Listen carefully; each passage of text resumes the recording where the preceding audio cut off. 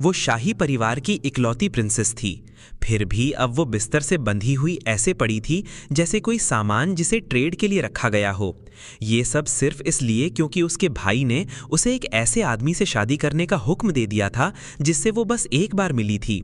वो आदमी एक रिटर्निंग वॉर हीरो था जिसने अभी अभी जीत हासिल की थी, और उसी समय राजा ने उसे एक ब्राइड गिफ्ट कर दी, मिशा एस्क्वालियर। उसकी म्यूट और खाली सी छोटी बहन एक इनाम की तरह सौंप दी गई, ऐसा इनाम जो असल में एक छुपा हुआ इंसल्ट था। वो लड़की बिस्तर के कोने में सिमटी हुई थी, एक डरे हुए हिरन की तरह कांपती हुई। एरिक एकदम जड़ हो गया, उस दृश्य को देखकर स्टन्ड रह गया। अगर वो थोड़ा और पास आता तो शायद देख पाता उन सूनी आंखों में छुपी हुई एक हल्की सी जागरूकता की झलक। राजा ने एक पेट से खेलने वाले की तरह हंसते हुए कहा, बस थोड़ी शाय है मिशा, इधर आओ। लड़की के मुंह से कुछ बेमतलब सी आवाजें निकली, लेकिन वो एक भी पूरा सेंटेंस नहीं बोल पाई, और फिर अचानक बिना किसी वजह के वो अपने ही पैरों से लड़खड़ाकर सबके सामने जमीन पर जोर से गिर पड़ी। राजा ने नाक से हंसी छोड़ते हुए कहा, मेरी बहन की सेहत थोड़ी डेलिकेट है, मुझे उम्मीद है आप सब समझेंगे। मिशा अब उठो। बूढ़े अर्ल ने जबरदस्ती मुस्कुराते हुए कहा, हमारे परिवार के लिए ये गर्व की बात है कि हम राजघराने से रिश्ता जोड़ रहे हैं। लेकिन अंदर ही अंदर वो हिल चुका था। ये कमजोर और खोई हुई सी लड़की ही वो प्रिंसेस थी। एरिक आगे बढ़ा और राजा का आदेश स्वीकार करते हुए बोला, मैं न तो महामहिम को और न ही राजकुमारी को शर्मिंदा करूंगा। एरिक की आज्ञाकारिता से खुश होकर राजा ने हल्की हंसी हंसी, वो जल्द ही तुम्हारी वाइफ बनेगी, चलो हेलो तो कहो। एरिक का चेहरा शांत था, ऐसा कि कोई कुछ पढ़ ही न सके। वो आगे बढ़ा और मिशा के सामने एक घुटने पर बैठ गया, पूरी शाही मर्यादा के साथ। उसने धीरे से मिशा का कांपता हुआ हाथ थामा और गंभीर स्वर में कहा, राजकुमारी जी की देखभाल करना मेरे लिए सम्मान की बात होगी। लेकिन मिशा ने अचानक जोर से अपना हाथ छुड़ाया। वो पीछे हट गई, उसकी आंखें डर से फटी रह गईं, जैसे एरिक को किसी मॉन्स्टर की तरह देख रही हो। राजा फिर से मुस्कुराया और उंगली से इशारा करते हुए कहा, मिशा ये तुम्हारे पति बनने वाले हैं, जिद मत करो, इधर आओ। मिशा तेजी से उसके पास भागी और सिंहासन के पास घुटनों के बल बैठ गई, जैसे वही उसका आखिरी सहारा हो। वो उसे कसकर पकड़े हुए थी। राजा ने उसके सुनहरे बालों को प्यार से सहलाते हुए मुस्कुराकर कहा, यह बहुत बदतमीजी थी मिशा, तुम्हें इनसे माफी मांगनी चाहिए। और तभी मिशा अचानक चारों हाथ पैरों पर गिर गई और कुत्ते की तरह भौंकने लगी। एरिक बस चुपचाप उस अजीब तमाशे को देखता रहा, जैसे उसे जबरदस्ती राजकुमारी से शादी के लिए नहीं कहा गया हो। सूरज ढल चुका था और बग्घी बिल्कुल चुपचाप आगे बढ़ रही थी। उसका परिवार अभी हाल ही में एक लंबी और कठिन लड़ाई से लौटा था। राजा को उम्मीद थी कि वो लोग आपस में ही लड़ते लड़ते खत्म हो जाएंगे, लेकिन वो लोग बड़ी जीत के साथ लौटे, जो बात राजा को बिल्कुल पसंद नहीं आई। इसलिए ये शादी सिर्फ एक तरीका थी उन्हें कंट्रोल में रखने का। बूढ़ा अर्ल खाने की टेबल पर गुस्से से भर गया। उसे ये शादी एक बड़ा इंसल्ट लग रही थी, लेकिन एरिक शांत बैठा रहा। उसे ये सब बिल्कुल अच्छा नहीं लग रहा था, लेकिन वो जानता था कि शाही आदेश हमेशा फाइनल होते हैं। शादी की तारीख तय हो चुकी थी। भले ही ये शादी जबरदस्ती हो, अब इससे बचना नामुमकिन था। हाउस क्लैमगर का वारिस होने के नाते एलिक बस अपना फर्ज निभा रहा था। उसका कजन एबरली क्लैडनर थोड़ी देर सोचकर बोला, तो फिर क्रिस्पैन परिवार से हुई एंगेजमेंट का क्या होगा? बूढ़े अर्ल ने गुस्से में टेबल पर हाथ मारते हुए कहा, यह कैसा बेवकूफी भरा सवाल है, वो तो अब खत्म हो चुकी है। वो पागल राजा अब बिल्कुल काबू से बाहर हो गया है। और जो बात उन्हें और ज्यादा गुस्से में ला रही थी वो ये कि राजा ने कुछ रॉयल मेड्स भेजी थीं जो ऊपर से तो राजकुमारी की केयर के लिए थीं, लेकिन असल में हमारे घर की हर बात पर नजर रखने के लिए।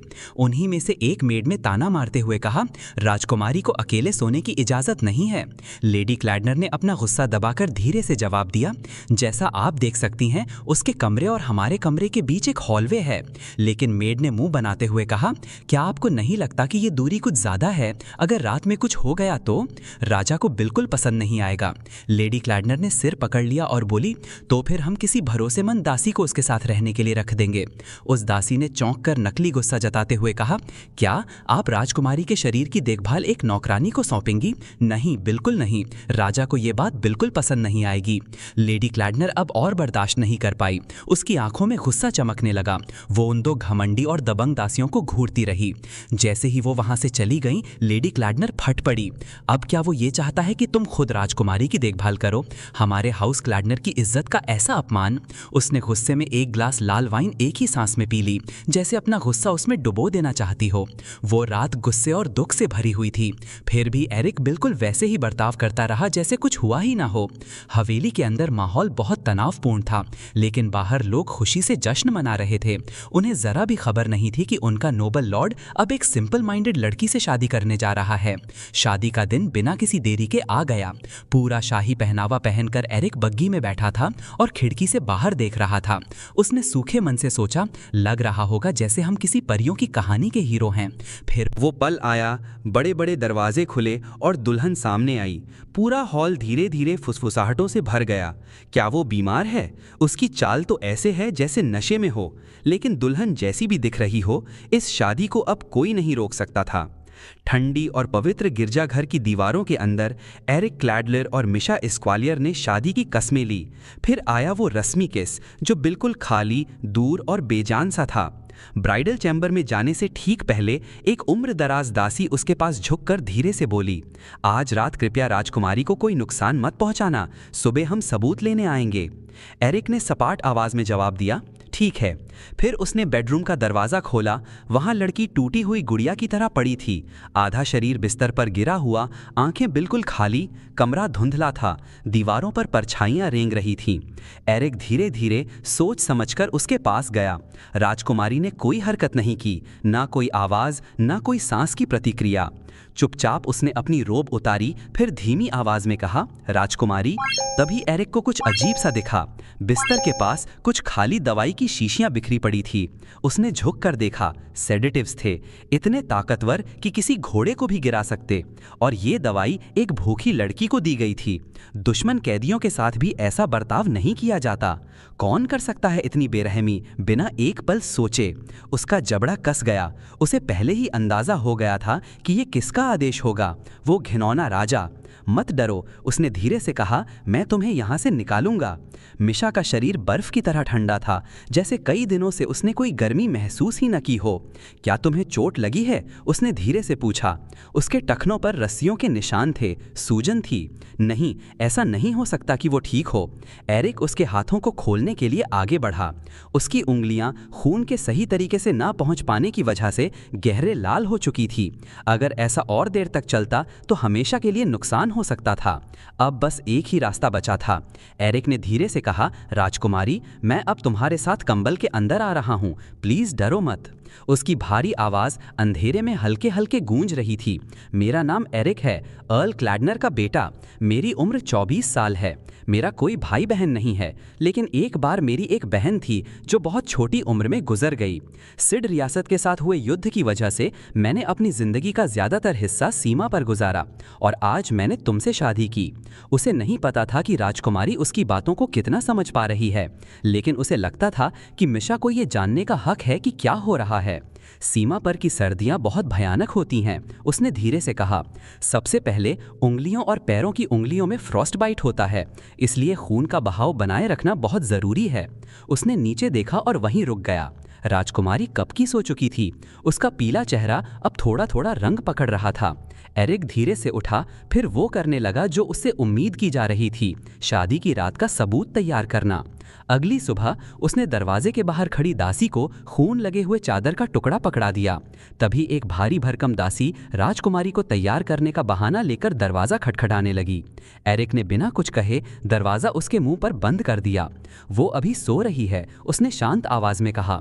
उसे थोड़ा और आराम करने दो। जैसे ही दासी वहां से गई, एरिक वापस कमरे में लौटा। उसने धीरे से एक सांस ली, तभी उसके पीछे से कपड़े सरकने जैसी हल्की आवाज आई। उसने पलट कर देखा, मिशा उसकी रोब को मुंह में दबाए चबा रही थी। राजकुमारी, वो खाना नहीं है। एरिक जल्दी से उसकी तरफ भागा। मिशा ने मुंह में कपड़ा दबा रखा था और धीमे धीमे सिसक रही थी। एरिक की नजर पास रखी हुई खाने की टोकरी पर पड़ी, जो अभी तक छुई भी नहीं गई थी। तुम भूखी हो ना, ये लो, इसे खाओ। खाओ। मिशा ने हल्की सी आवाज़ निकाली, फिर रोब छोड़ दी और खाने की तरफ जल्दी से हाथ बढ़ाया।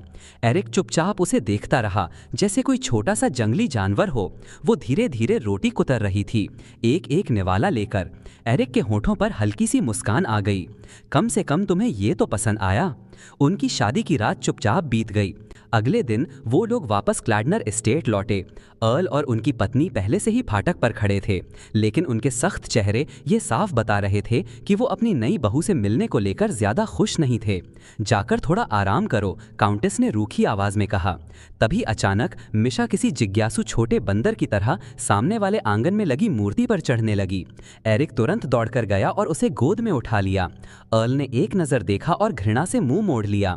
एक दासी मिशा को लेने आगे बढ़ी, लेकिन एरिक ने धीरे से उसका रास्ता रोकते हुए कहा, तुमने लंबा सफर तय किया है, जाकर आराम करो, मैं इसका ध्यान रखूंगा। दोनों शाही दासियों ने एक दूसरे की तरफ देखा और बिना कुछ कहे वहां से चली गईं। उनके जाते ही एरिक ने बटलर की ओर देखा और कहा, आज से राजकुमारी हमारे परिवार का हिस्सा है। उसकी तबीयत ठीक नहीं है, इसलिए मैं चाहता हूं कि उसका खास ख्याल रखा जाए। एक तरफ लेडी क्लैडनर चुपचाप अपने बेटे को देख रही थी। उनके चेहरे का भाव समझ पाना मुश्किल था। डिनर के समय सबसे पहले एरिक ने ही बात शुरू की। मैं राजकुमारी के खाने का ध्यान खुद रखूंगा, आप सब जा सकते हैं, एरिक ने कहा। तभी एक लंबी दासी ने लापरवाही से बोल दिया, अरे कोई बात नहीं, राजकुमारी तो वैसे भी खाना खाते वक्त तमाशा करती है, उसे संभालना बहुत मुश्किल होता है। एरिक की आंखों में अचानक अंधेरा सा उतर आया। माहौल भारी हो गया, लेकिन उसने कुछ नहीं कहा। क्या उसे कोई पसंदीदा डिश है? उसने शांत लहजे में पूछा। या कुछ ऐसा जो उसे बिल्कुल पसंद नहीं। जब उसे बताया गया कि उसे खाने में कोई पाबंदी नहीं है, तो एरिक ने मांस का एक टुकड़ा उठाया और विनम्रता से कहा, लेडी क्लैडनर, क्या आप इसे चखना चाहेंगी? लेकिन उसकी नज़रें राजकुमारी पर ही टिकी थीं। वो चुपचाप उसका रिएक्शन देख रहा था। तभी मिशा ने 2 बार चबाया और फिर वो मांस सीधा एरिक के चेहरे पर थूक दिया। किसी के कुछ समझने से पहले ही उसने अपना सूप का कटोरा उठाकर पूरे टेबल पर फेंक दिया। फिर भी एरिक शांत रहा। क्या खाना तुम्हें पसंद नहीं आया? उसने धीरे से पूछा। फिर दासियों की तरफ मुड़ते हुए बोला, राजकुमारी को साफ कपड़े पहनाओ। जैसे ही मिशा को ले जाया गया, पूरा डाइनिंग रूम खामोश हो गया। एक ऐसी खामोशी जो चुपचाप साजिशों के लिए सही माहौल बनाती थी। अर्ल ने अपनी पत्नी की तरफ देखा और उंगलियों से ऐसा इशारा किया जो सिर्फ वही समझ सकती थी। क्या उसे अब तक जिंदा रखना वाकई ज़रूरी है? काउंटेस ने उसकी मूर्खता पर हल्की सी मुस्कान दी। अगर हमने उस औरत को मार डाला तो हम एक दिन भी जिंदा नहीं बचेंगे। और एरिक ये बात अच्छी तरह समझता था कि उसकी माँ का असली मतलब क्या था। एस्क्वालिया साम्राज्य कभी 3 महान कुलों के सहारे खड़ा था, जिन्हें राज्य की 3 मुख्य स्तंभ कहा जाता था। सैराक घराना, जो आंतरिक स्थिरता का संरक्षक था, क्रिस हाउस, जो कानून और व्यवस्था का पालन करवाने वाला था, और क्लैडनर हाउस, जो साम्राज्य की सीमाओं की रक्षा करता था। ये तीनों कुल साम्राज्य की सेना और शासन व्यवस्था पर बहुत बड़ा असर रखते थे। पुराने राजा की 3 रानियां थीं। पहली रानी सैराक हाउस से थी। उसका बेटा और कोई नहीं बल्कि कुख्यात तानाशाह बिलारिक द्वितीय था, जो नाम से तो राजा था लेकिन असल में एक विनाशकारी शासक। शाही ताकत को फिर से मजबूत करने के नाम पर उसने सैराक परिवार को ही खत्म कर दिया, यानी अपनी ही माँ के परिवार को। लेकिन उसका लालच वहीं नहीं रुका। इसके बाद उसने क्रिस हाउस और क्लैडनर हाउस को भी दबाना शुरू कर दिया। मजबूरी में इन दोनों घरानों ने गुप्त रूप से एक समझौता किया। उन्होंने अपने वारिसों के बीच शादी तय की और युद्ध के खत्म होते ही विद्रोह की योजना बनाई। लेकिन किस्मत की योजना कुछ और थी। क्लैडनर हाउस ने इतनी बड़ी जीत हासिल की कि उसे नज़रअंदाज करना नामुमकिन था। ये जीत लोगों का दिल जीतने लगी। सालों की तानाशाही से थके हुए नागरिकों की वफादारी अब बदलने लगी और राजा को लगने लगा कि सत्ता उसके हाथों से फिसल रही है। अर्ल गुस्से से कांपता हुआ गुर्राया, वो पागल और टूटी हुई लड़की अब हमारे किस काम की है?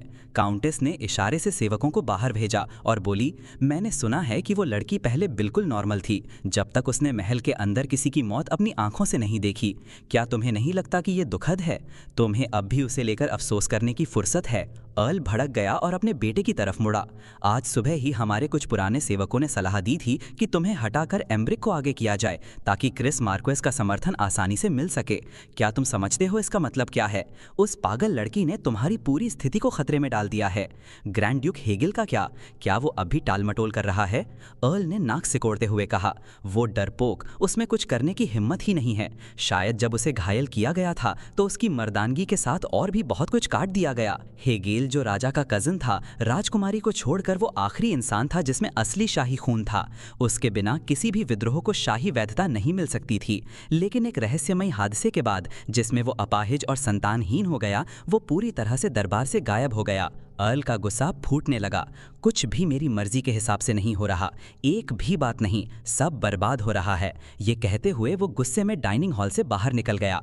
काउंटेस ने हल्की मुस्कान के साथ कहा, देखो कितना काबू है उसके गुस्से पर, और सोचो बस एक शादी से दो बड़े घराने एक हो सकते थे। बताओ एरिक, तुम्हारी क्या राय है? एरिक ने शांत लहजे में कहा, दो महान घरानों के बीच अलायंस के लिए शुरू से ही एक कमजोर रणनीति थी।